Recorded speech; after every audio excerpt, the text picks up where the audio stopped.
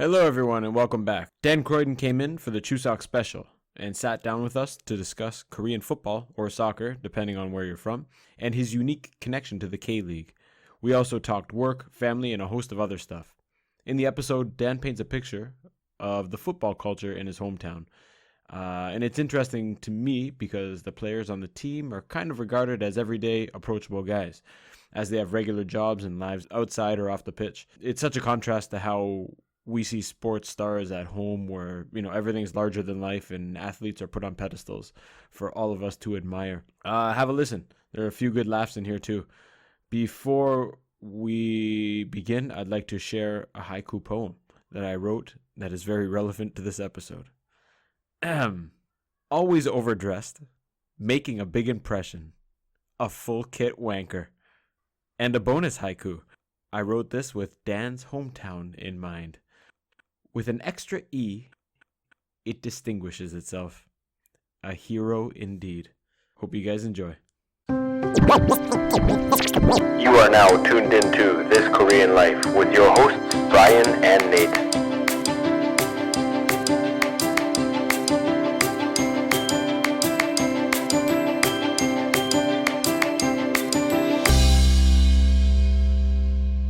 Hello and welcome back to another episode of This Korean Life. Today with us is blogger, columnist, K-League superstar, Dan Croydon. Welcome, my man.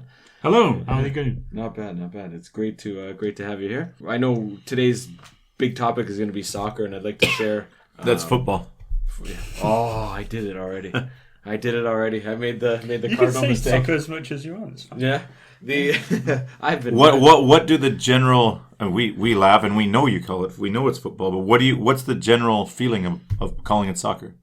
There's people online who seem to take real affront to the idea of calling it soccer, but In it doesn't general, bother me at all. but not you. In general, I think in Europe or the I UK. think there's a certain snobbery in Europe that we like to call it football, Okay.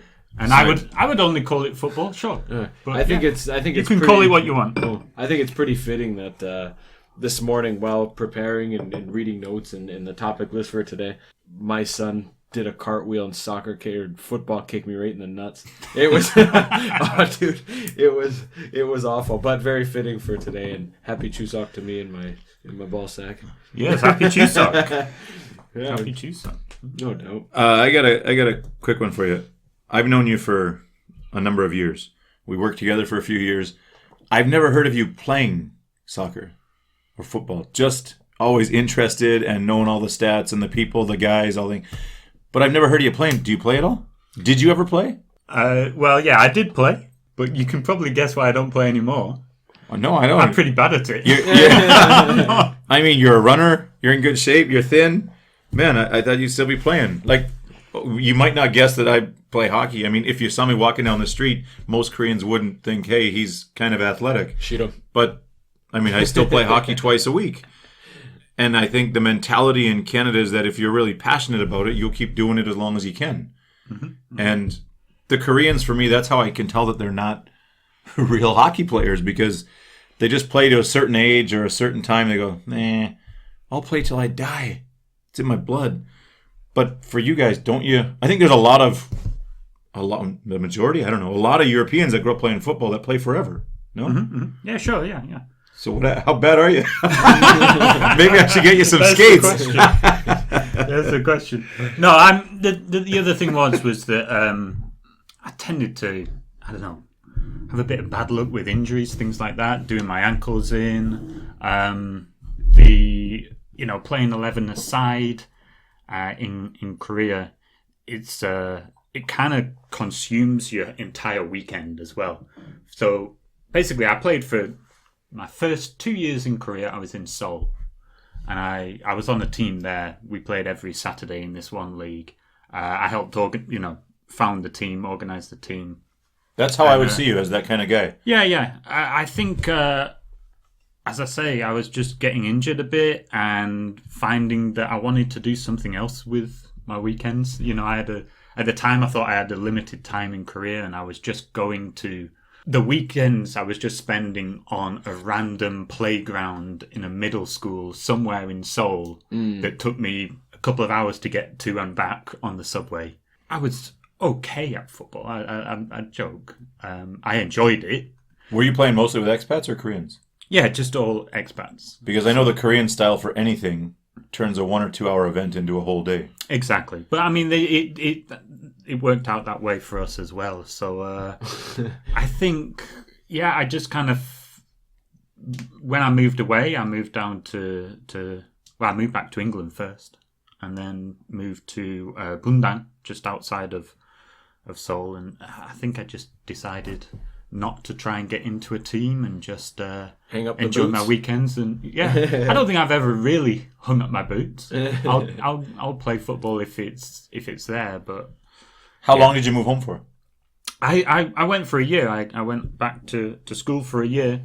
And then came right back? Well, yeah, I didn't know at the time it was only going to be a year. I went to do a master's, and then I met my significant other.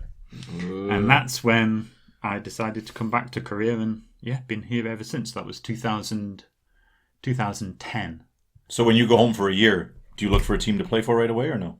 When I went... The first thing I do, I get home, look for beer league hockey. Oh, Where can I sign up? What can I do? That was probably the last team I played for when I was in university for that 1 year, 2009, 2010. But that was just, friends playing five-a-side, that kind of football. But yeah, I think you're right. It's never really been... Watching it and playing it has not really been the same thing for me. I think they're two very different things. For me, watching football is more about, I don't know, the kind of culture of watching a team, enjoying the sport, everything that goes around it. I've never been one of those that watches the game for trying to imitate players or being particularly interested in players. I'm more interested in the team, the culture, the support, that kind of side of things. Maybe similar with me with hockey. I don't play at all, but really appreciate watching watching a game and winning all the pools. Losing money in the pools. Get out of here. So I had a good run then in 2013. Is that what draws you to the soccer in Korea? Or because I'm sure the culture is extremely different than in the UK, as everything is in Korea. Mm-hmm. And I mean, I find it kind of fun here. I hate watching football on TV, but I would love to go to matches in Europe just because of the hype and the culture, and I'd like to be a part of it. We've been up to watch Brazil play Korea in Seoul before the World Cup last time. If there's big matches, I want to go. When the qualifiers are here for the World Cup, we go, of course. But what are maybe you can speak to the major differences between, the Korean soccer football culture compared to, and the national culture here is very different than the club culture, right? I mean, the whole country gets behind the national team. But the clubs, it seems like nobody cares. Or maybe it's because they're playing in these monster stadiums. So what is the difference? Well, when they play club games at home, they don't play in stadiums like they do here.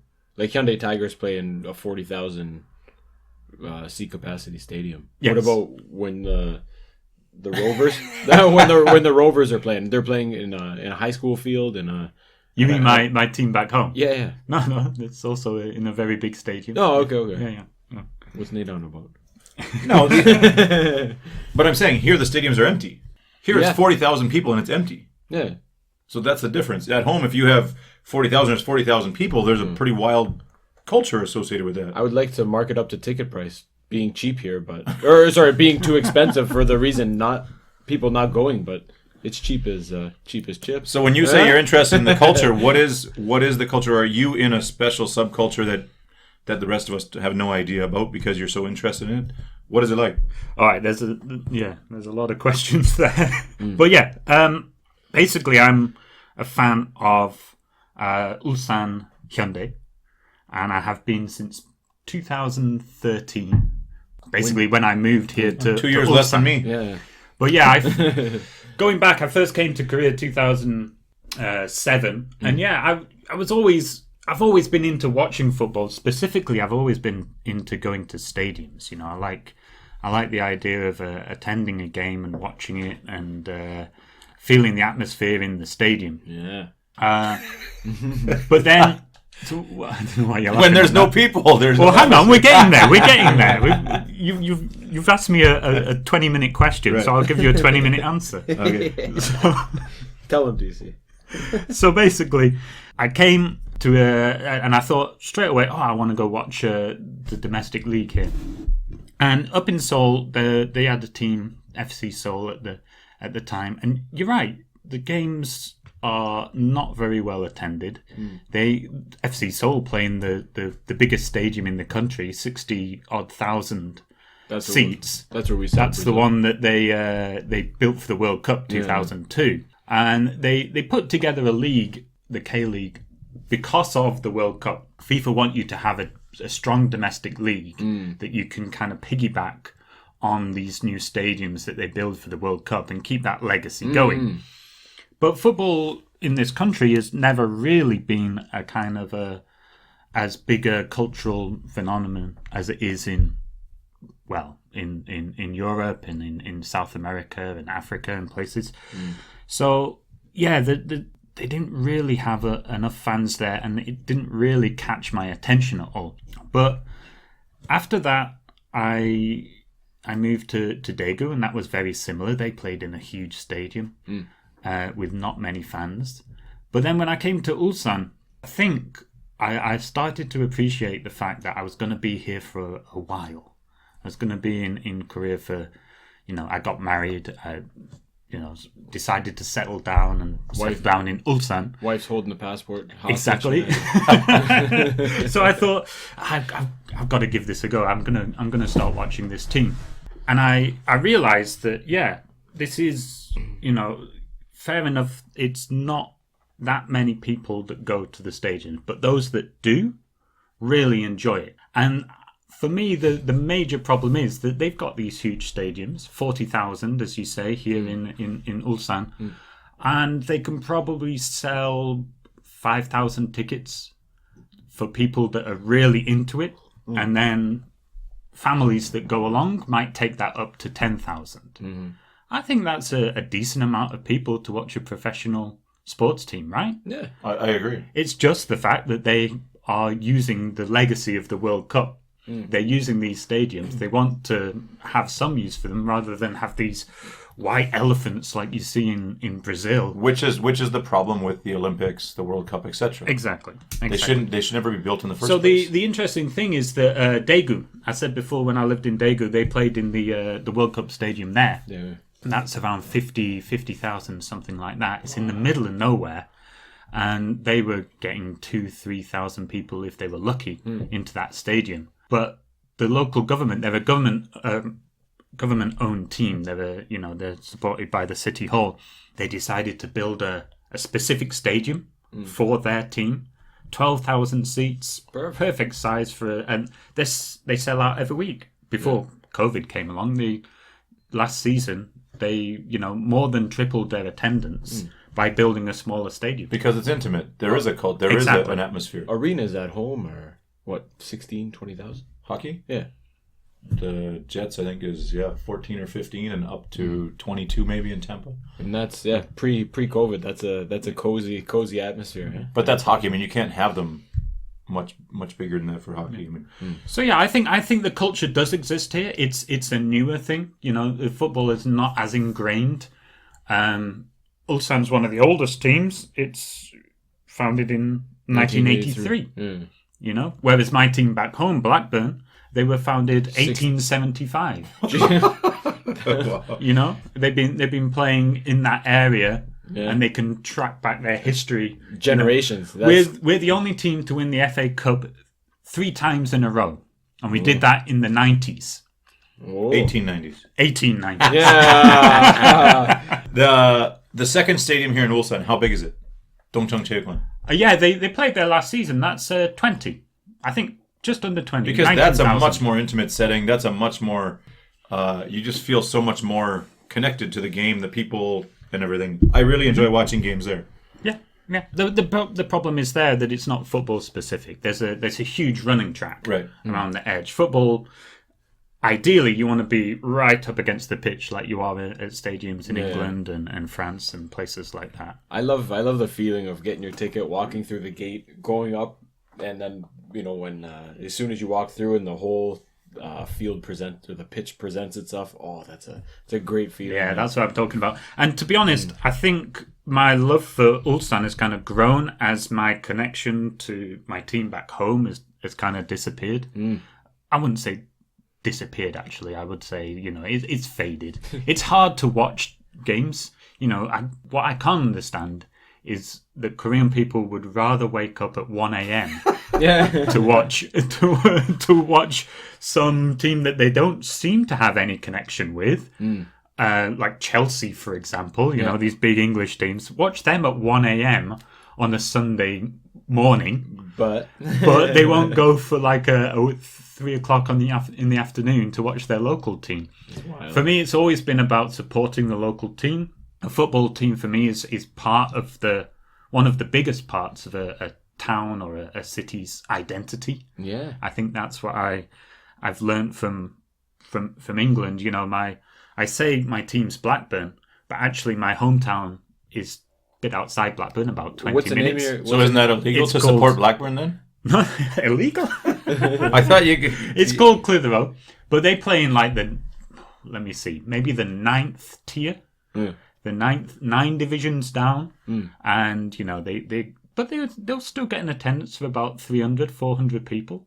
That's crazy, and it's probably the same or relatively the same crowd that goes every week. And I love when we go to the Hyundai games. There's always the drummers from each team. Yeah, they sit opposite each other and tuk tuk tuk tuk. That's right. Awesome. But I think I'd liken it to a little bit like going to church. It's like if you're if you move to a place, you've got to go find that local church, and even if it's a tiny one, you still feel like you have to go there. And if you hang out in the bathroom too long, some weird old guys are coming. I haven't been to church for a long, long time. But I'm only kidding. But it's every town, every hamlet has got a team, and if you want to watch live football, you can go along and watch. So when I settled down in Ulsan, I realized, for better or worse, whatever happens, even if they play in this cavernous stadium, I should still go along and support Ulsan. For the smaller teams at home, do they scout lots of local talent? So guys who grew up in that neighborhood play for that team, or is it just a draw? It's definitely more local, because they're part time. They train maybe twice a week and play on the weekend. They're not professionals. Okay. So they might travel a bit, but it's like a men's league or something. Yeah, exactly. But top tier men's they're getting paid a little bit. Cool. But they'll be under contract, but they'll be part time. He mentioned church there, or you mentioned kind of like going to church, and my whole life all I'd done is played hockey. I mean, I played lots of sports, soccer when we were very young, and we enjoyed it. But there's too much winter; it's too cold in Canada. Hockey's the way to go. Until I moved to West Africa, and clearly there's no hockey there, and there's not even road hockey or sticks. There was nothing, and the kids would play with anything they could find. If there was garbage, they would find some old clothes, wrap it up, make it a ball. And who's the guy that just got caught with the cracked iPhone? And you see this guy? Sadio Mane, Mane, and from Liverpool. I mean, he's amazing. I love that guy. And didn't know who he was until last week, and now he's awesome. But he said, why would I care about my phone when I grew up starving? I never had shoes. I never went to school. That's where I lived in West Africa. That's what it was like. And these kids would play with anything. If there was an empty Coke can, they could play with it for 6 months. There could be 10 kids playing football every single day with a Coke can. And it blew my mind that, they're not worried about cutting their feet or anything. They'll play. Give them anything, they'll play. They'd wrap up old clothes or holey socks. They'd stuff them with garbage and they'd play. And that's when I started to appreciate soccer as, wow. They say that it's the only sport in the whole world can play. It costs nothing. These guys showed me they play with anything. And that's when I started to see it as more of a religion. Because for lots of these people, it's the only thing they could look forward to. And I mean, in the UK, you got lots of things you can be distracted with. There's not a lot of light in a lot of places. But the kids can play football. The adults can play football. Every single day they can play. And they do. So when they have these little teams like Clitheroe, that to them is Chelsea. Clitheroe to them is Chelsea. When there's a high school match, the whole village comes out. And it might be 500, it might be 5,000. but they're ready to kill people. Like they're that into it, and it reminds me of Braveheart or something else. And this is crazy. I'm in this little village, and they're treating this like the Champions League final. But that's all they had to hang their hat on. That's all they had, and that's when I really got into football. Was in West Africa when there was nothing else to do except that. So my father came over, and we ended up going to Kumasi to watch the Ashanti Kotoko Porcupine Warriors and the Accra Hearts of Oak, which were the two teams that were in a stadium disaster in the late 90s and killed a whole bunch of people in Accra. Anyways, we went to we were going to the final match in Kumasi. I just didn't know how to get tickets. And this is not internet. This is none of this stuff. No smartphones. This was 2000. Tickets? You don't need tickets. 2002 or 3. and so we went there, and I said, let's go tonight and get the tickets. And we went, and they said, there's no tickets. They won't sell them until tomorrow. And I said, what do you mean? Like, the game's tomorrow. If we sell them tonight, everybody will go and make extras, and we'll have 500,000 people in a 60,000 person stadium, and it'll just be chaos. So we don't release them until 3 hours before the game. So we went there at like 9 a.m. and lined up, and the lineups were miles long, all over the place, miles long. And Sunday's a church day, and lots of them go to church. But if their football team's playing, nobody's going to church. And they skip it. That is their religion. That's their house of worship. That's their house of prayer. And man, these lines were huge. So we get in line, and they say, oh, Bruni, come to the front. Oh, wow. And I had a whole kit. And listen, I'm not a football guy, but I had a whole kit, top and bottom, like an Alhaji. Do you know what we call that? We What? call it a full kit wanker. Then I was a full kit wanker. But the game was being played in Kumasi, and I supported Kumasi because when they played in my village, You wanted a game, didn't you? everybody, coach. listen, everybody would huddle Someone around. rolls an ankle. He's got his hand up. Everybody would huddle around. This story is going to be too long, but it's good. Everyone would huddle around the radios. If they scored, they'd jump into taxis and drive up and down the main street 500 meters back and forth, honking the horn, waving their flags. And you just jump on the roof of any car, in the trunk of any car, and go for a tour up and down the road, honking and squealing. So we got in line, get up to the front, get our tickets, and said, okay, now we got our tickets. Let's go and get something to eat. And I said, no, you have to go in. You can't leave. You get your ticket and you go straight in. I said, but it's 9 o'clock. The game doesn't start till 12 or 1. What the hell are we going to do? So we went and sat. The stadium doesn't have seats, just the concrete board, because people rip the seats off and throw them on the field. Yeah. So it's just concrete. So we sat there for 4 hours, but the stadium was jam-packed by 9:30. It was sold out. You couldn't move. The stairwells, everything. We were just laughing like, what are we going to do here? It's already 36 degrees, and we got to sit here 4 hours, 3 hours till the game starts. Anyways, no bathrooms. No women. They have a trough around the fence, around the edge of the state. What do you call it? Pitch. Here's the pitch, and then there's a trough around the pitch. Okay. So you don't miss a minute of the game. You just hobble down to the bottom, and you have a squirt watching the game, and the whole stadium's I watching tell you, that'll stop pitch invasions, right?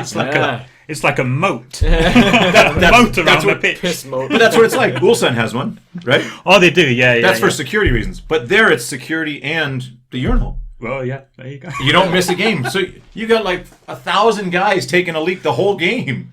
There's always the whole time. Security guys get a badge and rubber boots. When you wanna buy something, you crumple up your $1 bill, whatever CDs. From the top, you throw it down, and it keeps hitting people. Keep throwing it down, and then she throws you water up, because there's no stairs. The people are sitting everywhere. You can't sit anywhere. You can't come up the stairs. Wild. So they just walk on the bottom. Water. Throw your money down. They throw your stuff up, and it's a collective effort to get everything there. Wild. Anyways, that was what got me really into football, because it was a really strong cultural experience. And the juju pots, and they're mixing all their concoctions and telling me there's juju magic. And anyways, from then on, I've taken a lot more interest in football.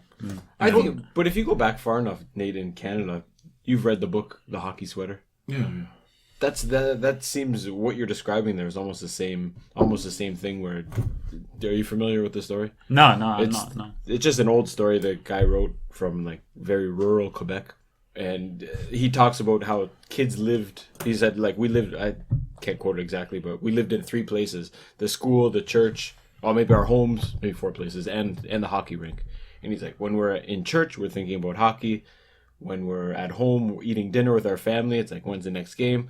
In school, they're making little plans, whose moves they're going to copy or whatnot.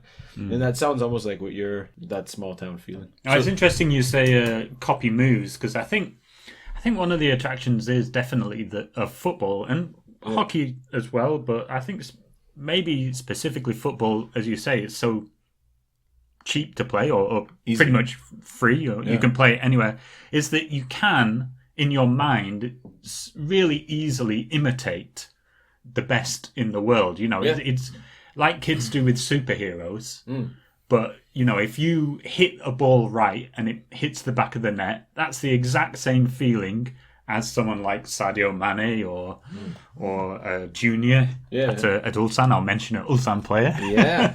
But yeah, it's the exact same feeling he gets.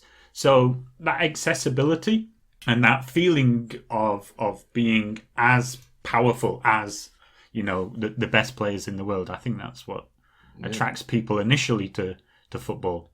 Just its accessibility like that. Sure. And that's I never thought of it as the global sport until I moved to Africa and realized that there is nothing else. Right. But every kid in Africa can play. The other side of it, of course, is that it substitutes religion in a way, but it also substitutes war.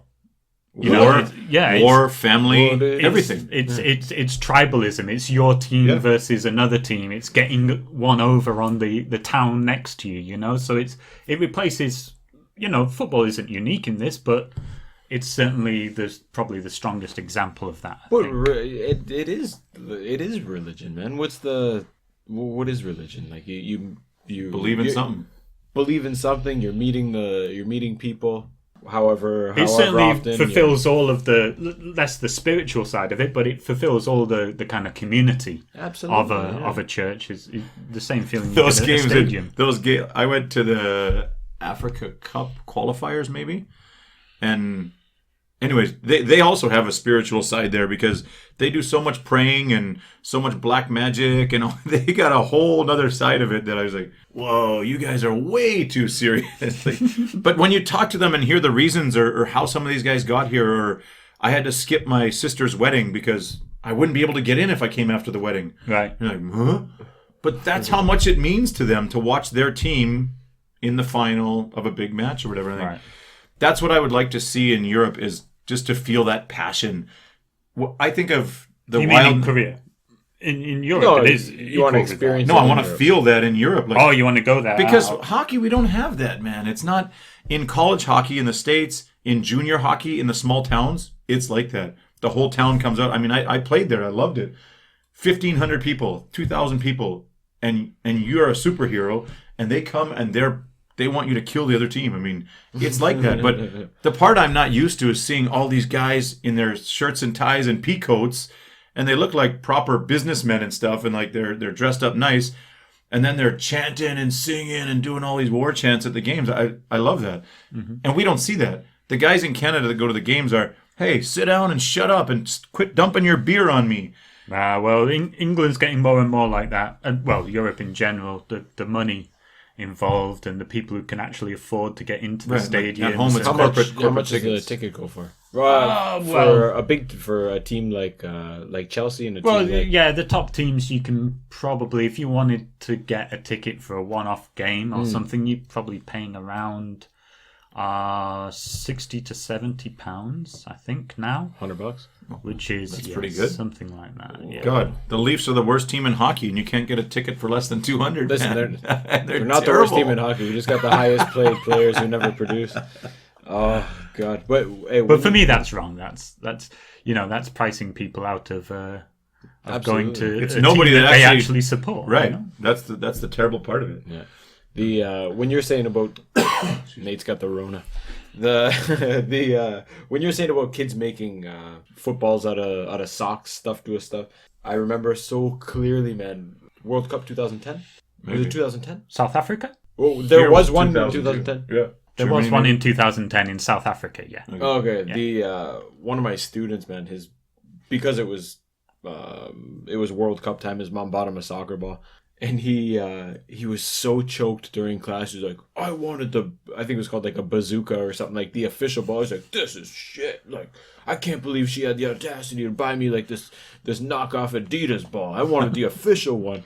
And I was like, dude, you're missing the whole point. You're never gonna use this thing. It's just gonna sit. It's gonna sit in your room and do nothing. But that's the difference, right? The best footballs are those that you've used so much and kicked against the wall so many times they're like balled, right? Yeah. The plastics come off the outside and you've just got pure leather. Yeah, That's absolutely. the way it should be. How do you see like every kid not every kid, but the only thing they do play at recess in Korea is soccer. Mm-hmm. Like every school, you can see kids playing soccer at recess, and it's not all of them, but it's a lot of them. And there might be 2 or 3, 4 games going on one pitch at a time. So they have the interest as kids. I think they look up to the Song Eun-mins and these guys. They have the role models, but one, lots of them don't care to go to the games here. But two, there's no feeder development stage, grassroots stage of developing the game. Do you find that? Do you know anything about major sports? But they have lots of, like, you have to pay huge money to go to those things. When I grew up, we played, it was like $25 for the season, 3 months, practice twice a week, play every Saturday, and the coaches were all volunteer. You got a popsicle after the game, but it was everybody played. Like Mukadong would have a league, and there'd be 20 teams. Everybody practices twice a week. Everybody plays on Saturday, and it costs nothing to run. I mean, all these schools have free fields to play. Yeah, I think it's interesting. I don't really know a lot about. Maybe I'll find out more about it if you and my son decides to get into the whole thing. But I'll get Tony over there, teach him the spinning wheel kick that I got. But no, I think there's no shortage of Korean players. I think they develop a lot of players. As you say, kids play it. But in comparison to Europe, or even in Canada. No, what I think you're getting at is that schools here, elementary school level. I don't really know, to be honest, but I get the feeling that there's not a lot of school-centered sport. It's more Hagwon-centered sport. The value system's different. Right? It's Hagwon-centered. So if your kid's into that thing, you've got to pay and take him to the Hagwon after school. I think the schools here perhaps don't have that side to them, the kind of sports after-school responsibility. They kind of pass that off onto Hagwons. And you see that with music programs. There's not necessarily much of a music program in most schools. But I mean, compared to home, we also have the private music classes. I mean, that's pretty standard. But just in terms of free, like ours were community leagues. Mm-hmm. Like it would be the Mugadong Community Soccer League, Youth Soccer League, and the Mugo whatever Cheongjang or whatever would organize it. And it would be you coaching, me coaching, and him coaching because our kids play. We're not experts or good, but we know how to make them run and dribble a ball and whatever. And it just structured an organization where here, like my experience in elementary school here is that there's only 8 elementary school soccer teams in the city. And if you want to play and your kid likes soccer, then you got to move them or register them at grandma's address or auntie's address and let them go to that school. Mm-hmm. And in middle school, there's only 4 teams. In high school, there's only 2. Mm-hmm. And then they start to compete regionally or whatever, but they lack that structure to have the competition, I think, to develop. But it's a difference in values, right? They're, like you said, they're more geared towards academics, and as they grow up, maybe they're more realist and say, there's no job for me when, not everyone can play for Ulsan Hyundai. And maybe they just want to move their life towards a better prospect. But I think you're right. I spoke to my wife about this. I said basically, what would you do if Ewan turned out to be really good at football or turned out to be really good at a sport? And I think she's kind of skeptical in that she basically intimated to me that would be the one thing that he did. It would be at the sacrifice of academics. So as you say, there's like 4 big middle school teams because there are 4 teams worth of kids whose parents are like, my kid's good enough to make a career out of this. Yeah. Let's go for it. If you're not going to be good enough to make a career out of it, I think the parents tend to steer them away. And that's from maybe that's a good thing then. Why? I mean, it could be, but you're definitely letting some kids fall through the cracks. Yeah. But as No, you not say, That all- just caters to the rich, maybe. as you say, they're playing football anyway at break time, so the kids are happy enough. And But I was gonna say, Yeah. but why is there not? I think there's so much you can learn from sports. I've heard you give. I agree. You've given the speech before about leadership and being a good teammate and whatever. Discipline, work ethic, everything. absolutely, Decision making. But that you see it here in gym classes, in their PE classes, where there is very little sport played. It's more of individual. I again, down to values. I don't think they value that. And as you grow up and get older, man, I think people can derive a lot of pleasure from, like you said, you play on the hockey team. But here, it's just, I don't think it's part of the value system.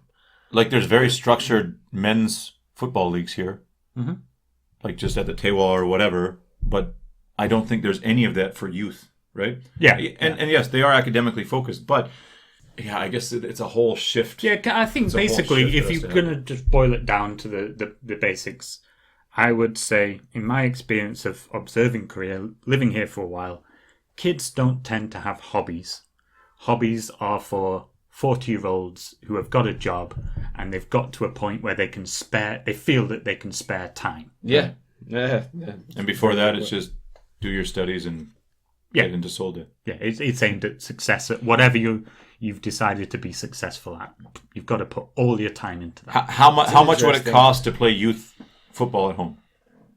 I don't mean serious. I mean like until you're 8 or 9 years old. And I know some guys are pretty serious already, but just playing in How much would it Clitheroe. cost you or your parents as a child if you were good at football? Nothing. Yeah. I don't think nothing. In Clitheroe, you just join the Clitheroe Youth Soccer League, Yeah, sure. play whatever, and you don't pay anything? I don't think so. No. You've got to wear boots, but Like Sorrells? and there might be a bit of membership, maybe a little bit, but we're not talking any more than £100 a year. Oh, it's the same. That's same awesome. as at home. Yeah.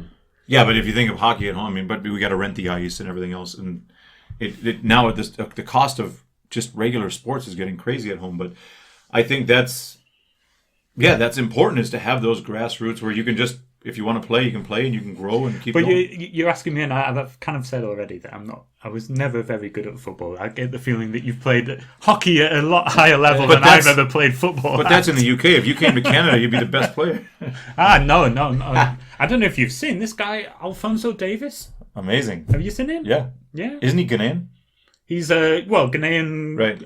Canadian. Canadian. Yeah, he moved there when he was 8. No, he's one of Just the won highest paid guys and most I don't well-regarded. know. Well, he's regards. going to be one of the highest paid guys. I don't know what contract he was on at Bayern Munich, but Bayern? yeah, Yeah. he was I think 19 years old, or he still is 19 years old. But he came through a couple of years ago Vancouver at Whitecaps. Vancouver Whitecaps, and now just won the Champions He's League. an the biggest, amazing story, yeah. the biggest trophy in the world. He's won it. And his girlfriend is a Bayern big capper Munich. for the national team, for the women's national team. Oh, is she? Yeah. I didn't know that. And she's also very, very popular. But yeah, this is at like 19-year-olds, so bright future for the Canadian national and he's team. Canadian. Yeah.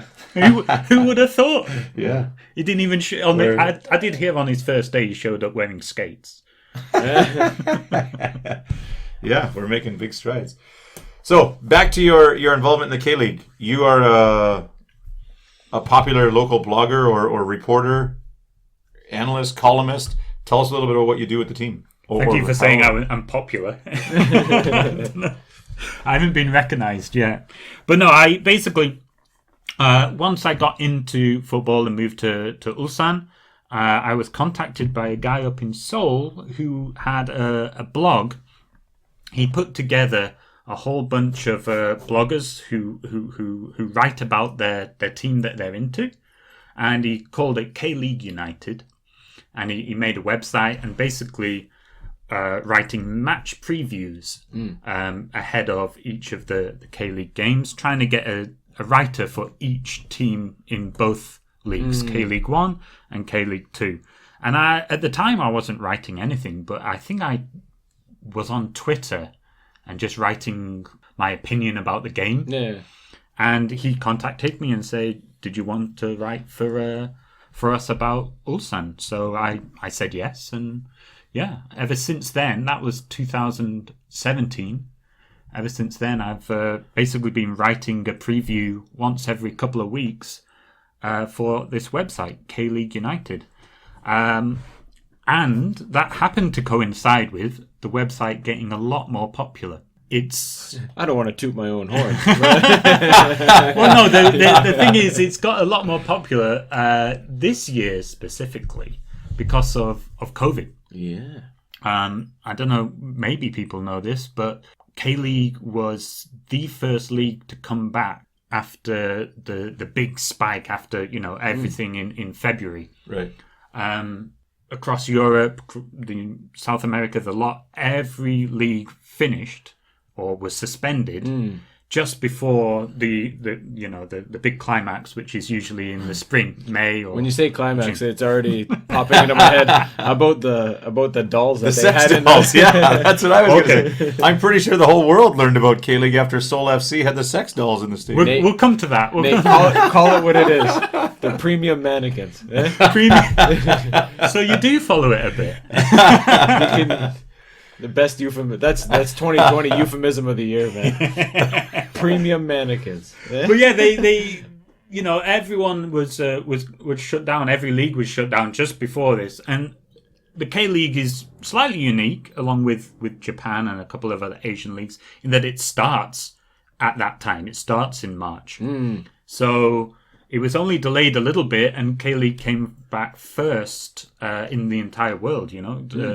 Actually, I think there was one league playing in Belarus or something. They got some attention. They never stopped. Right. I'm pretty sure Belarus was famous for not stopping. I think you're right. Yeah. But they basically the K League was the first league to come back, and I think the first game they showed on YouTube for free for everybody. So I think something ridiculous like 20 million people around the world were watching this YouTube. Smart marketing. And we were the only English language people writing about this league. So the preview for that game on our website was, massive. Wow.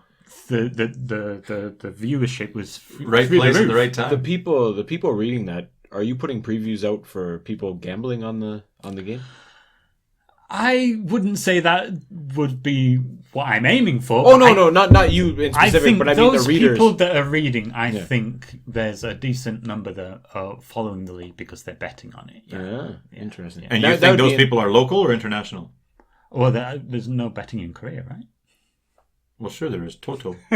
Sports. Well, no. They're not reading about it in English if they're Korean and playing Toto. That's what I mean. So but there's foreigners that play No, Toto. I think we get a lot of people from Europe, South Asia, places like Singapore. People who can, English as a language, and also that they bet on sports. But yeah, we've got enough people that are also just interested in international leagues. Nerds like me that just kind of like following football. Andy from checks around in. the world. Andy checks in twice a week, man. Right? From Iqaluit. And Iqaluit. How do you say? Iqaluit. Equalute. We'll check out this. What was I going to say? He threw me off there. Anyways, I think there is and I try and check it just because this year we haven't been allowed to go to the games. I don't know what the situation is now, but usually it's a great time to go to the games, and we haven't mentioned, but part of the thing here is tickets are cheap. Beers are still $2 at the stadium. Oh, absolutely. A nice Sunday afternoon. I mean, and pre-game, they got activities for kids. You can go and spend 2 hours before the game even starts. Yeah, this is my only issue: is the stadiums are too big. If everybody played in a stadium like Daegu does, sounds ideal. And I think you would have a lot more following and a lot more atmosphere. But even at the big one here, I mean, I think it's fun to go to the big stadium and see, wow, this place is huge. But it loses the intimacy. But it's cheap. There's a lot to do. The beers are cheap. The food is cheap. And it's a good, easy place to spend an afternoon. But I like checking in. Ulsan was good last year and the year before maybe. And I was surprised a few weeks ago to find out they're at the top of the table again. And yeah, I check in periodically just to see what's going on and where they're doing or what they're doing. Because if there's a big game coming up, didn't they play Chelsea or someone here 6 or 7 years ago? And I was like, those guys are coming to Ulsan? And it was the club team Champions League or something. Okay. Or Liverpool. And I was like, how the heck is Ulsan Hyundai playing Liverpool? This is like, Bugs Bunny and Hollywood. I mean, okay, let's get this straight. I think you're underselling Ulsan. Ulsan as a team are probably in the top, I would say in the top 10 biggest teams in Asia, which is the biggest continent on Earth. They won the... So in terms of won the significance, this is a significant team. Right. They might not get the attendance, but Just in terms of the Right. competitions Yeah. that Ulsan can play in, we can easily play. If we won the Champions League in Asia, which we have a very good chance of most seasons that we're in it, Right. Then we get to play Barcelona.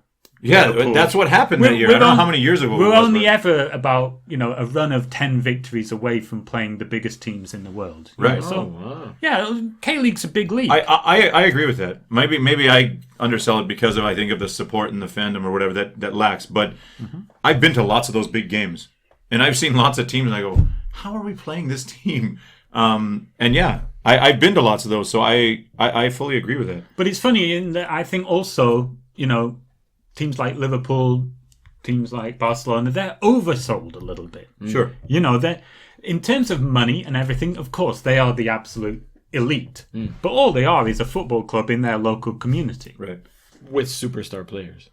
Of course. Yeah. Of course. Yeah, that's interesting. And I think what's cool about supporting the local team too is the chance that someone from that team is the next Song Min, or in baseball, Yu Hyun Jin. When you watch them start as amateurs or semi-pro, Well, and then go to the big leagues. And Getting on to North American sports a bit, I think there is a little bit of an idea that this, that the pro sports there are a kind of closed community. That's how I There's feel. not relegation and promotion. It seems like there's 12 franchises that can play each other. And if you're not one of those 12 franchises, then they just don't meet. But that's not the case in football. Anybody can play anybody, and anybody can beat anybody. Yeah. That is what I like about football or soccer, is that it any given Sunday, isn't that a American football movie? Yeah.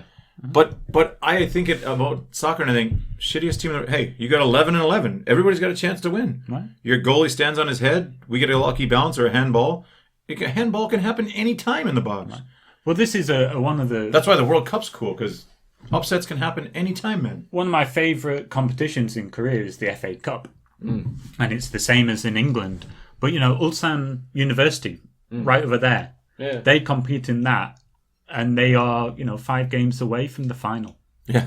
They That's could wild. play against the biggest team in Korea if they just put together Good a team. run, however they do it, So when you watch ESPN Sports or whatever international sports, and you see like Bayern Munich's playing, Ulsan Day. and you're like, I've never heard of that team. What kind of competition is this? Of course, it's going to be 10-0, and then you go, holy shit, they won. What happened? They must have taken them too lightly or whatever. But I like those ones too, where the Absolutely. underdog has a good chance. When they're playing you said one of the big teams in versus a university team, do they play their A players?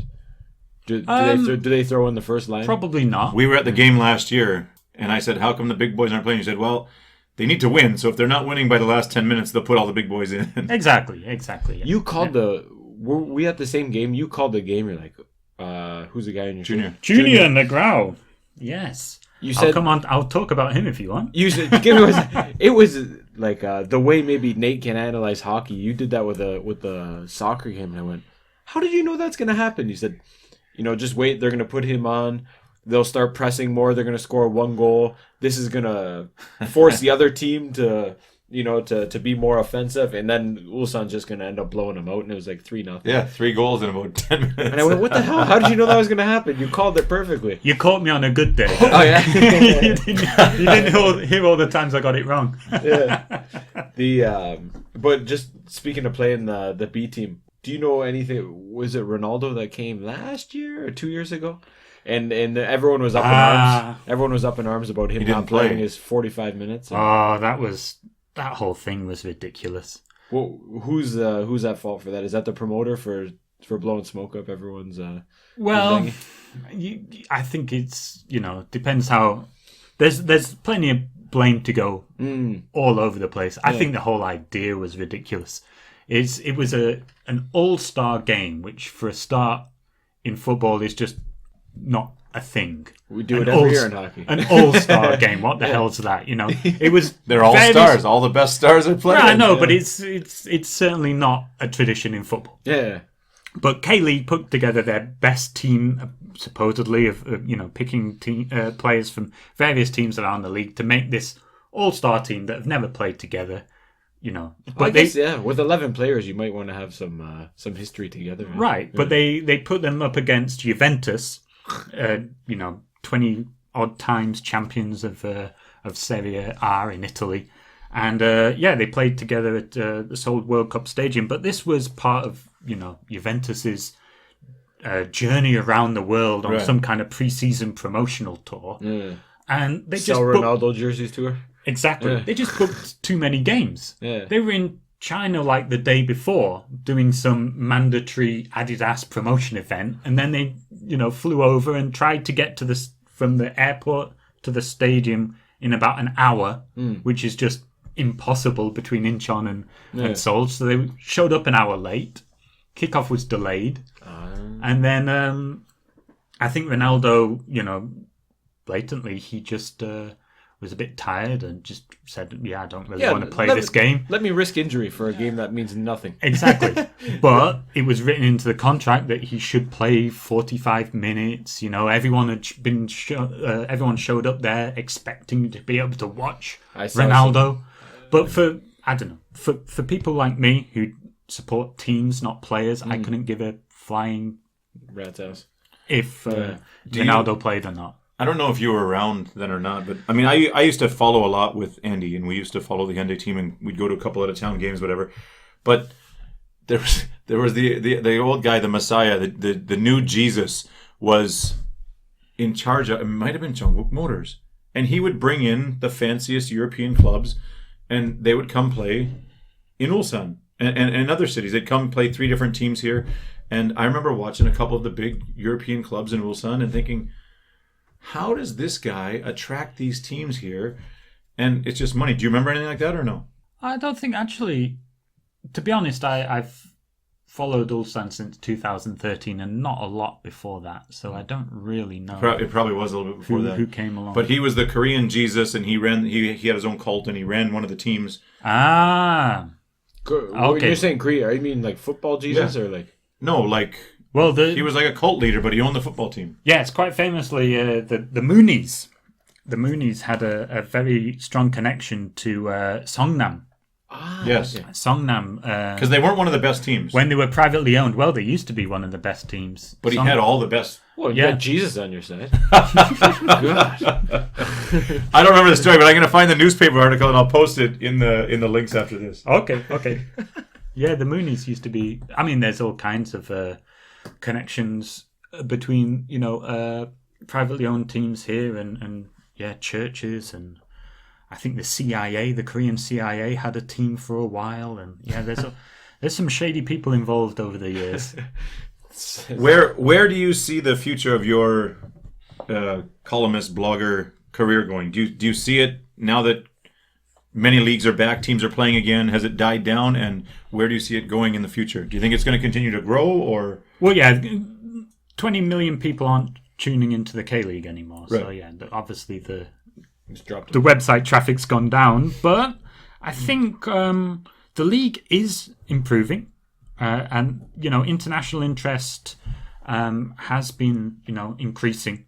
Our website, KLeagueUnited.com, has actually taken over the official K-League Twitter account. Really? Yeah, so...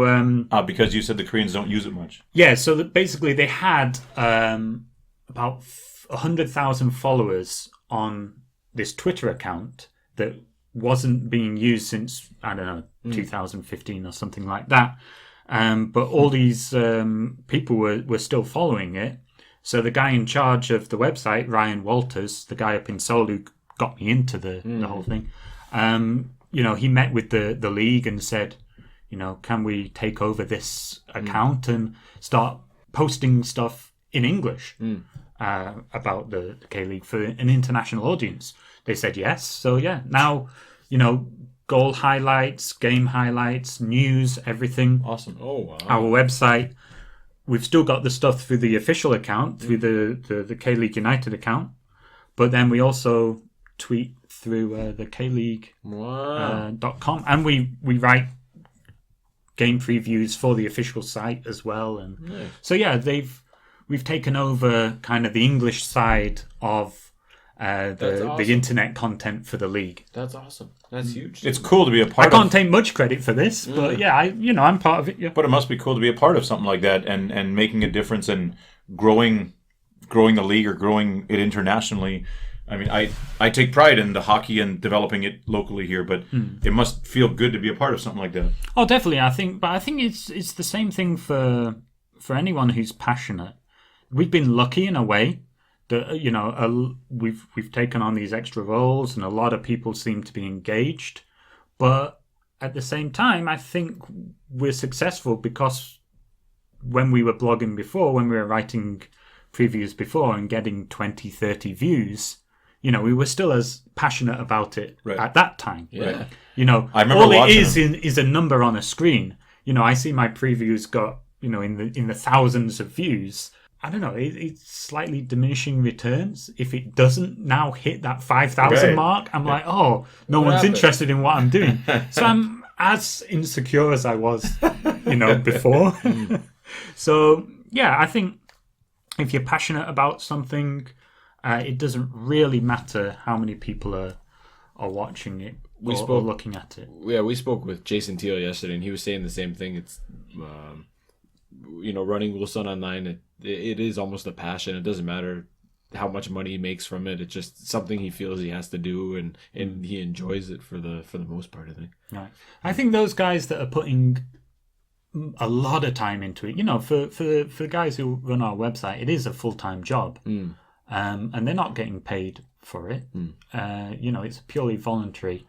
But for those guys, I think, they look at it as a way into that area professionally. Right. If you can say that I've run this, social media account. And if you can say that it's grown from 20 or 30 viewers to the thousands and it keeps going, and now you take over the league's Twitter account, I mean, yeah, you're going in the right direction. But yeah, if I have the time and I decide to go that way, then yeah, it would be a good path to take. Do you guys do only previews, or do you analyze the games or post game shows or anything, or just yeah we do. I mean, it's difficult at the moment because we can't attend the games as easily. We do, if we wanted to, if I wanted to, for example, I could go and watch the games right now on the press pass. I'm on the mailing list for the press, and I can go watch the games in a totally empty stadium. Just a few other people watching on, writing about it. But yeah, we do podcasts, we do post-match. So I think we're not just previews. Is there any collaboration with the Koreans involved in the social media and the covering of the league, or no? In what way do you mean? Anything, promotions or pumping each other's tires, or is there any of the Korean guys who are good enough at English that you can share ideas or perspectives or that, or is it kind of very segregated? We do the English, you do the Korean, and yeah. So I think I'm not really privy to that because Ryan and so the guy Matt and Paul, they're the ones that meet with the K-League themselves and that kind of interaction. They organise things with the league. For me, I just put out an article once every couple of weeks as part of that. I don't really have much of a contact with Ulsan, the club itself. I know they've got a media officer. Do you have any connection to the actual players? Do they know who you are, or? Well, yeah, just from my online persona. Look at his shirt. Eh? Well, yes. So that's yes. I mean, do you have a personal relationship with the international players, or? I've met a few of them. Yeah, I've met a few of them over the years. For me, watching any professional sports, I feel there's a divide between me. If I'm watching an NFL game or NHL, I feel like there's a line that separates me, like common folk, from the professionals, and that makes it really special when I'm watching, even without audiences. When I'm viewing the games, like, whoa, this is something magical. Being part of the website and having contact with the team and in meeting the players, is it still special for you, or do you feel like you're you're kind of a part of the team, or do you still have that kind of, I don't know, not magical feeling, but is it still special for you when you're watching a game, or do you feel like it's kind of work? And how do you feel when you're? No, I when you're think you've hit the nail on the head in that one of the reasons I love K-League is that it still feels like a kind of a small community club. You still have that access. Yeah. When it's the top of the football ladder here in Korea, you know. Yeah.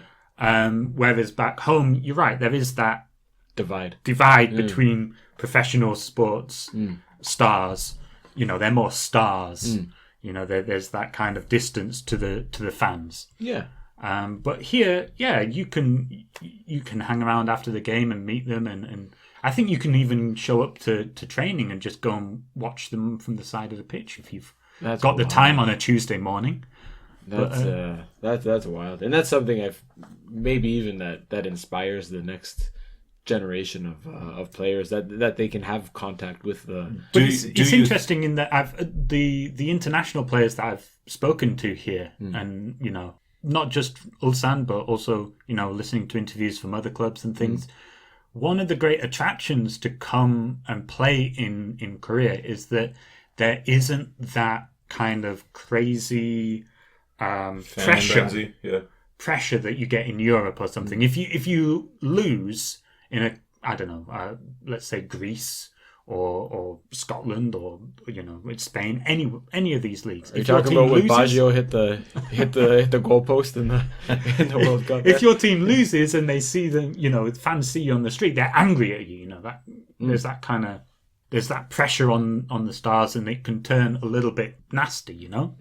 It's like in hockey. A lot of guys don't like playing in Toronto or Montreal because they're always under the spotlight. But go to Nashville or Phoenix, you can walk anywhere you want and go do it. Nobody cares. But, you know, it's not that K-League is attracting big stars or anything that want to escape that, but they are just attracting, you know, pretty good European players who just want a different experience with their family without that kind of constant pressure. Absolutely. And maybe it allows them to focus more and maybe they get another shot somewhere after.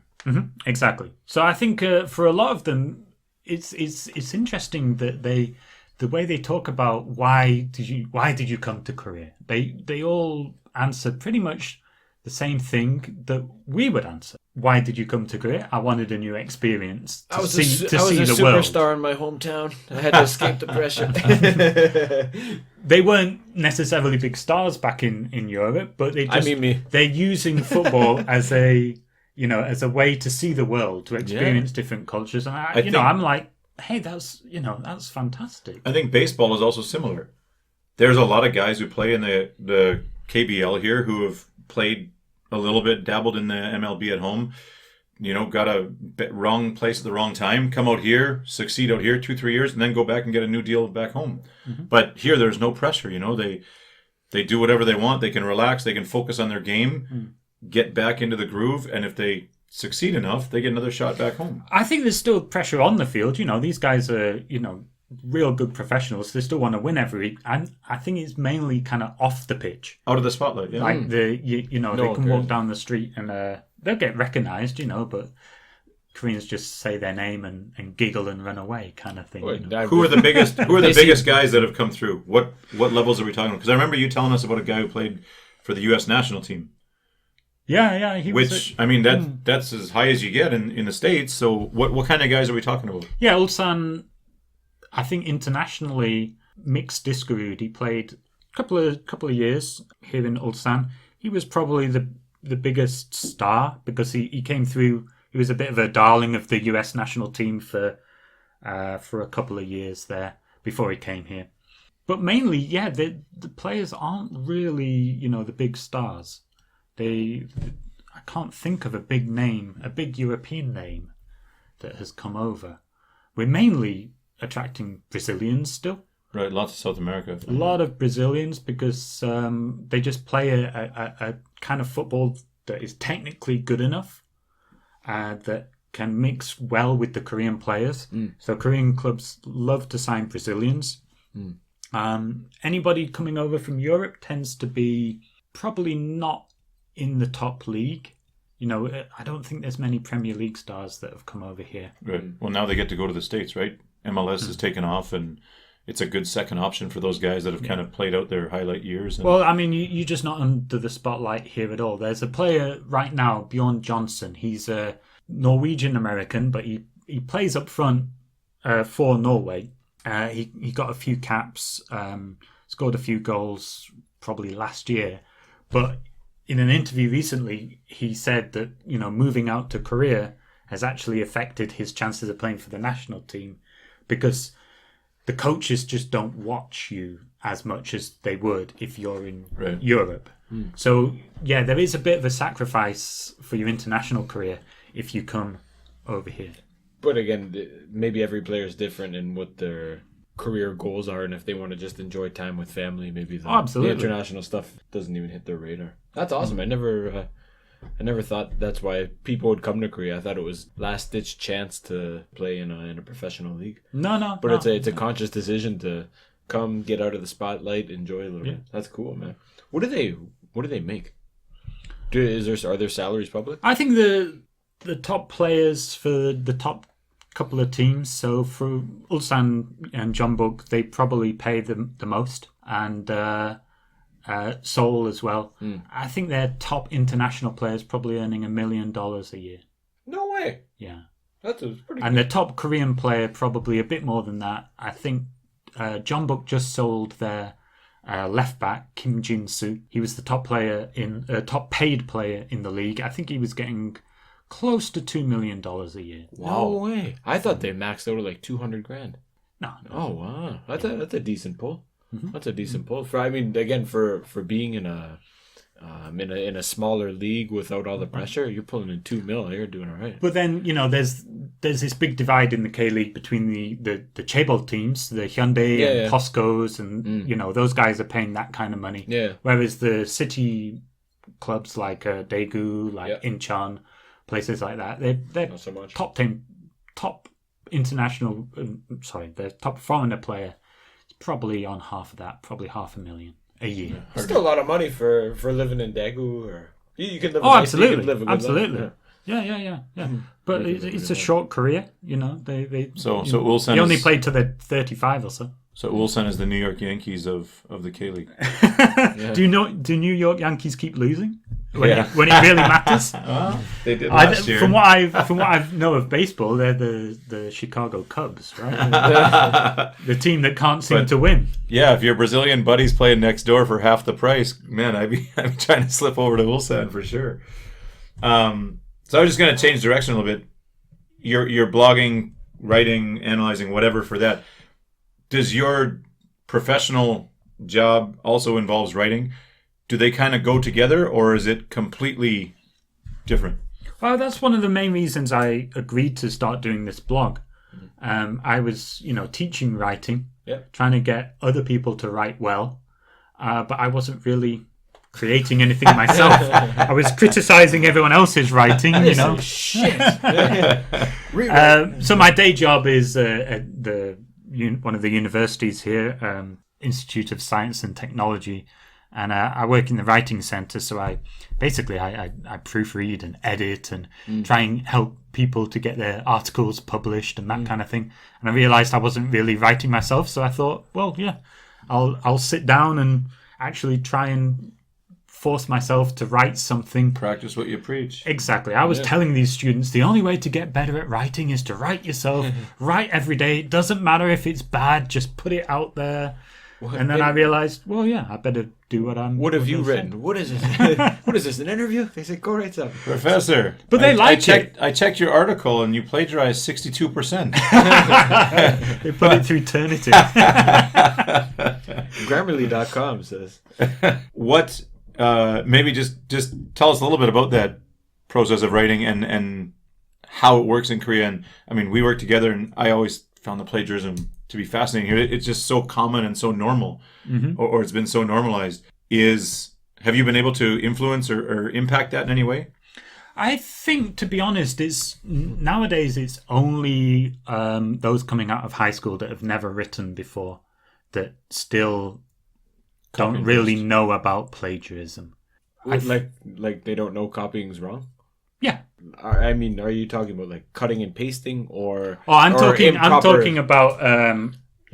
like in quote in. I've in got text a. I've got citations. a. Well, we're expecting them to write an essay in English, like 1,000 words. Okay. And they've come out of high school having never written And- anything in English Got it. of note. Okay. You know, they've been working towards the Sunan, which is all about trying to spot problems or Yeah. the correct Accuracy. in other people's writing. Yeah. So we're asking them to create something, and so they find a source and they just copy and paste that and then maybe put their own little spin on it. But Thesaurus.com. yeah, that Couple kind of, synonyms here and there. Yeah. but not even In my not even opinion, that. copy. Not even. This is why I think some students don't know that it's wrong because they don't even attempt to hide it. You know, they're not going onto the thesaurus.com and trying to Ignorance. yeah, it's just you put it into a plagiarism checking software like Turnitin, and it's just showing, like Nate says, 80-90% is just lifted.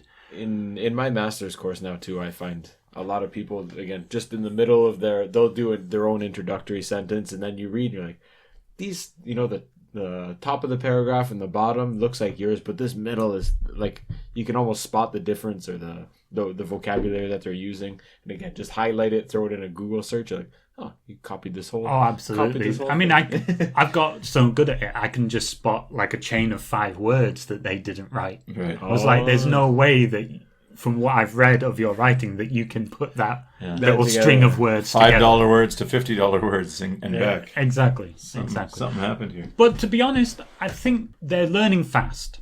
Graduate students at UNIST, I haven't seen any cases of plagiarism. That's good. Awesome. There should be a very gentle, progression from if they are plagiarizing, you don't smash them first year. You show them along, right? So, And that's changed significantly since when I was working there, because it used to be undergrads all the time and graduates and even professors. I mean, it was a big problem. And well, I mean, I'm sure you can still find cases of some people who sure, but if the general thing that I see is that most people are writing their own stuff and they just need some help moving in the right direction, then to organize it better. Do you think that writing will be in the future whether it's with soccer or whatever you're doing, is that going to be the future for you? Always in writing? Or a lot of us have worked there and transitioned out of there into different things. I mean, I'm obviously still teaching, but Ben is now into programming and stuff. Do you intend to have writing in the future, and is that something you're committed to, or are you still flexible and willing to?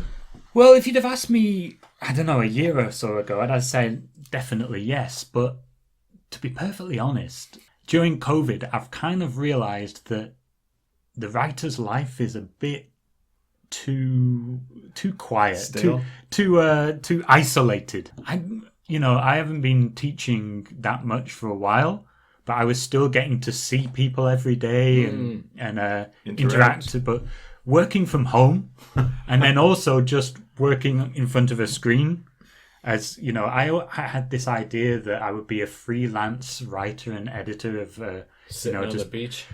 Exactly. But if you don't get that human interaction, then the freelance life can easily turn into a real kind of isolated.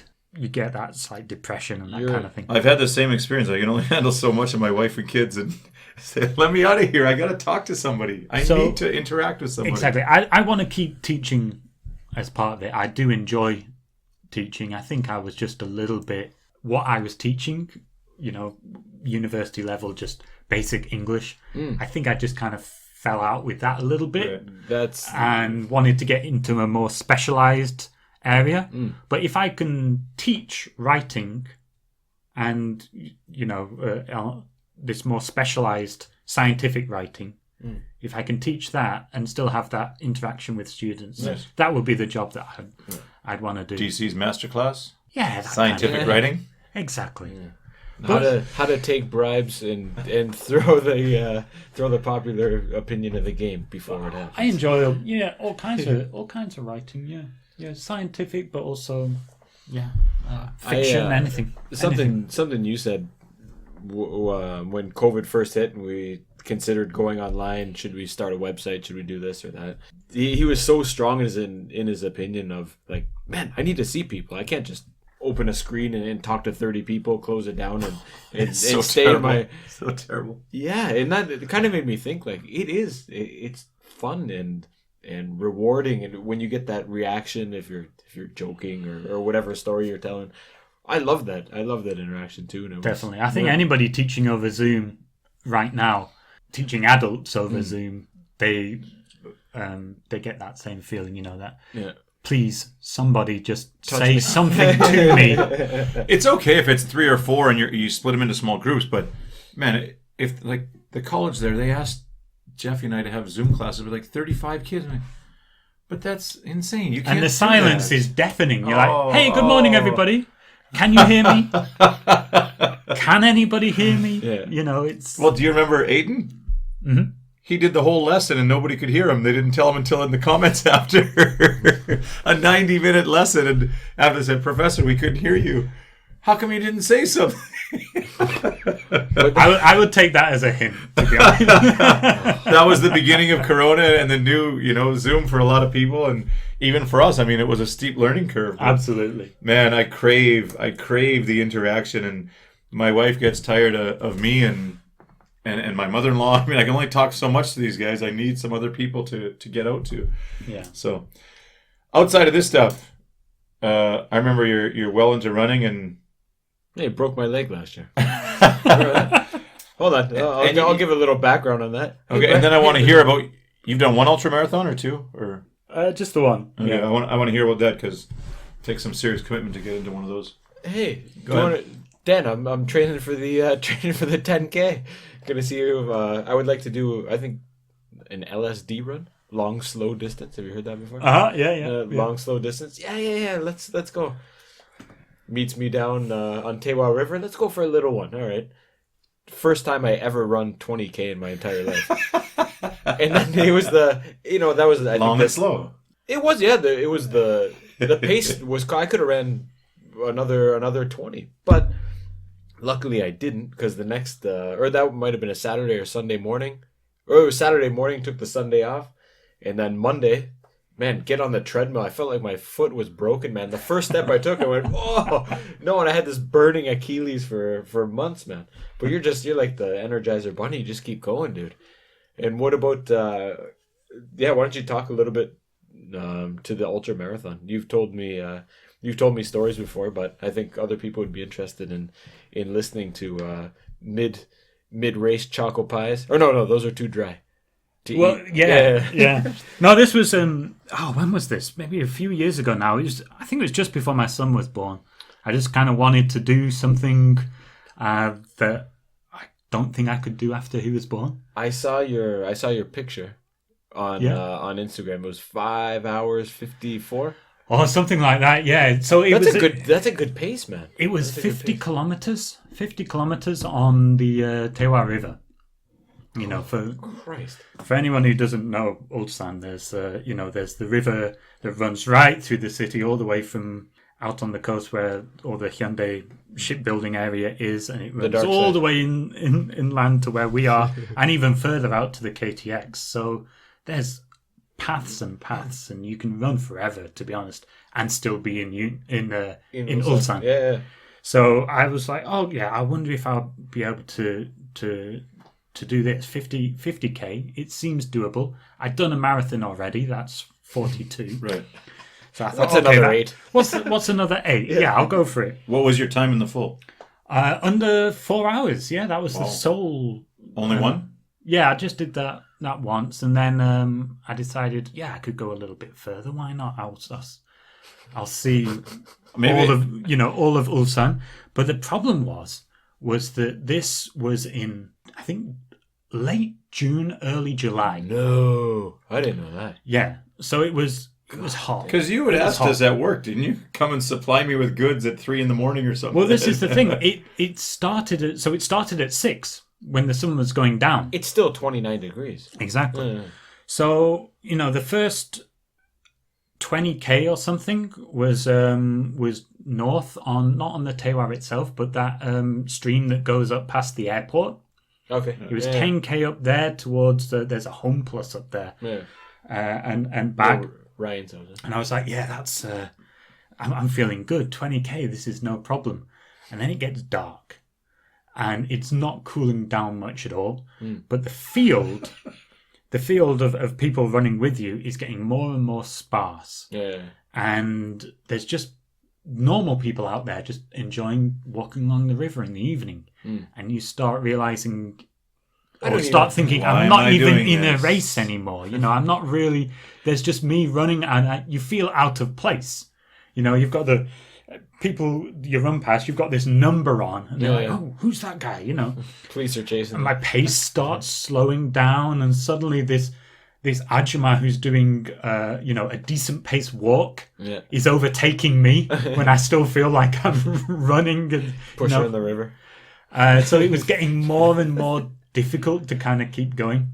And it's just one long path. You know, it's not like you're doing corners or loops or anything like that. Yeah. It's just a huge long stretch from one end of the city all the way out to Sombawi, past where we are now, and back again. Oh. And so it was pretty tough, to be honest. When you're How close or how many people do you see?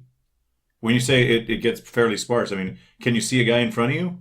Well, yeah, you see a couple of other people that are also, running the race, but no one's really overtaking each other. No one's racing.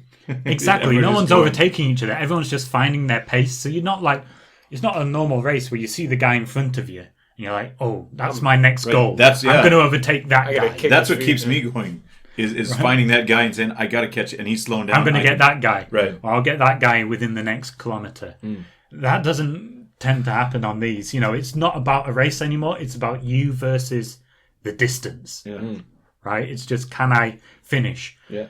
And, there was people handing out drinks and handing out, I think I had a can of Coke at one time. Someone's handing out choco pies, like you say. Any instant energy that you can get. Right.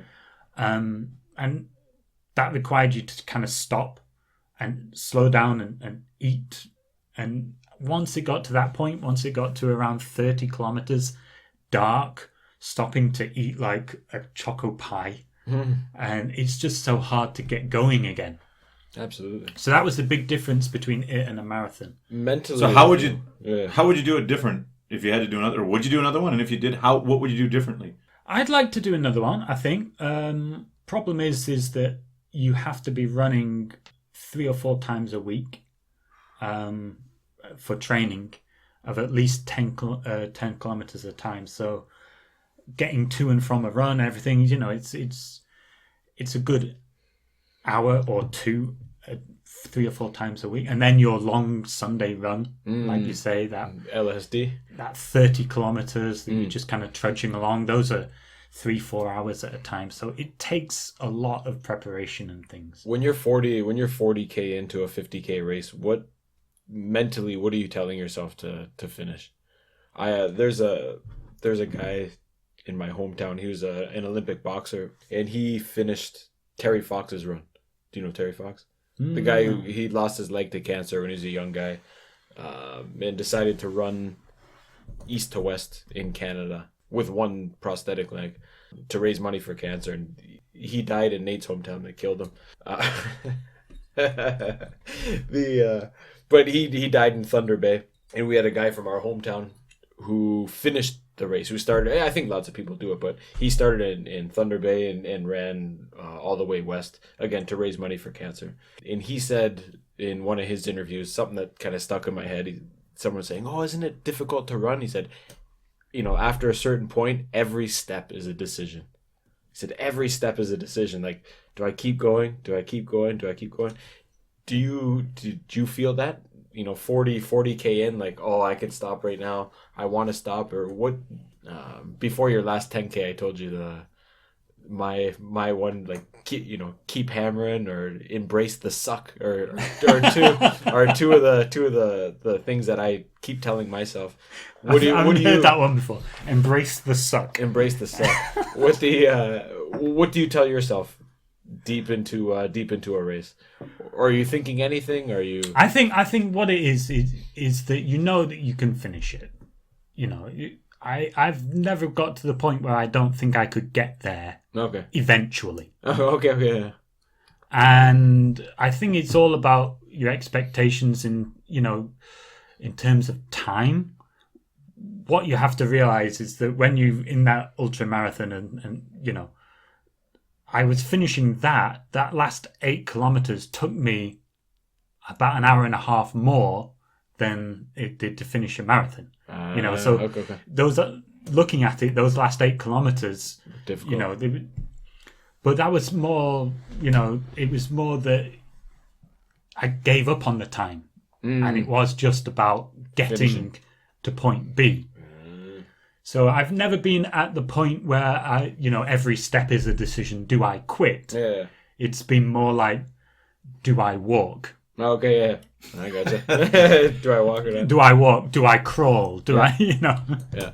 I love those. I love those triathlons. I think it was actually a Canadian guy who was winning the triathlon, literally like 10 meters. Have you seen the video? Mm-hmm. It wasn't a triathlon. It was the Ironman. So that's swim close to 5K, bike 180 kilometers, and then run a full marathon. And he did everything except like the last 25 meters, and he totally collapsed and couldn't finish. Can you imagine the feeling of that? 11 hours of just grinding. You left it all out there. That's just Yeah. Well, I think he won the next year, which is you did as much as you could. Right. Exactly. Yeah.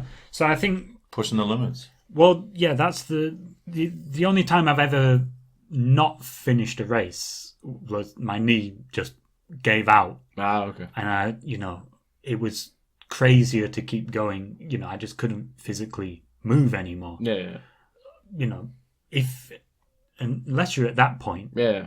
you just have to get to the finish line. There's, it's just, we talked about football before, but running is even more simple. Yeah. It's just getting to point B eventually. Yeah. What injury do you deal with most? For me, it was the plantar fasciitis, the bottom of my Right. foot, and the guy that you recommended me, what's his name, Minos Chung, Yeah, there's a guy Dude. up in Seoul. Yeah. sorted me out. Total foot is 100% fine. Haven't felt pain in good. years. Good. Oh, since we met that one day, it was 2 years ago. Yeah. Beautiful. Mm-hmm. What do you find is the nagging injury that hurts you most? Is it knee? Well, I think I had a knee problem early on. I think I was just wearing the wrong shoes, though. Yeah. I think people have this idea that running is going to hurt you and hurt your knees, hurt your ankles, and that kind of thing. But If you got the right, I've been lucky. the right Yeah. gear. Yeah. Yeah, If you got the I've been right lucky. gear. Cool, man. DC, it's been a great time, man. We're about an hour and a half in. I think we're gonna call it. I think we're gonna call it a day here. Any closing thoughts or comments on the K League and Ulsan going into the final 4 legs? Oh, you've left this James? right to the end. Hey, we got time, man. Don't worry. It's tied 51 points each at the top of the table, right? 3 Yes. games left? 4 games left? So there's 4 games left. Ulsan have done what they always do and given Make it up. interesting. They've had we had a big league. It was up to 5 points, and we haven't lost. We've drawn a couple of games, but left our title rivals, John Book. We've left the door open for them, and they've got back in, and we are at 51 points each, as you say. 4 games left, and we've still got to play them once. So that's what we call a 6-pointer. In that if you win, you get the 3 points, but you also deny your opponents 3 points. So that'll be a big one. I am ever the optimist, to be honest. I think we're going to do it this year. Ask me again the first week of November once it's all decided. But yeah, I think we're going to do it this year. We missed out last year on the last day. That was It was true a gross, heartbreak. A gross day. It was Cold and rainy. horrible rainy day, and they just literally threw the title away. Our goalkeeper took a throw in trying to hurry the game up. Took a throw in and left his goal open, which I've never seen it before in my 30 odd years of watching football. So yeah, we lost the title on the final day there, and it kind of looks like we might do the same this year. But is there any chance there might be fans, if it comes down to the last game or last two, that they would allow fans at the stadium or no? Well, this is the thing. It's not the K-League's decision. They'd have fans. They'd have fans there right now if they could. Okay. It's more to do with the guidelines that the nation's under at the moment. I think we had 38 confirmed cases yesterday. Yeah, 38. It was 50 down to 38. I just saw that it's close to 100, and then we've got Chuseok coming up, 100 today, and Chuseok coming up. Who knows what's gonna? I was supposed to be in Jeju. Yeah, I was supposed to be in Jeju this weekend, but we cancelled that just because so many people are going. Good. I'm glad some people have got their head on. We've been responsible. Good for you. Anyways, ladies and gents, get your bets in. Dan Croydon calling a big win for Ulsan. We're gonna do. If they lose, I know where he lives. Let me get in a final plug. If you want to read about it, kleagueunited.com. Yeah, got it. Yeah, got it. We have all the previews of all the games, podcasts, and post-match, and some interviews with the players. You know, if you want to know anything about the K-League, definitely follow us. kleagueunited.com. We're all over Twitter. And me specifically, I am Dolsot Dan. DOLSOT Dan. Is the tweeting about specifically about Ulsan mainly. K-League United is mostly on Twitter or the website, or is it also Facebook and? So we got the website, and then they mainly tweet, but there's definitely content on Facebook and also Instagram. Yeah. Okay, we'll post the links underneath the file once it gets out, and you guys can follow on there. Awesome, everyone. Thanks for listening. See you next time. Bye bye.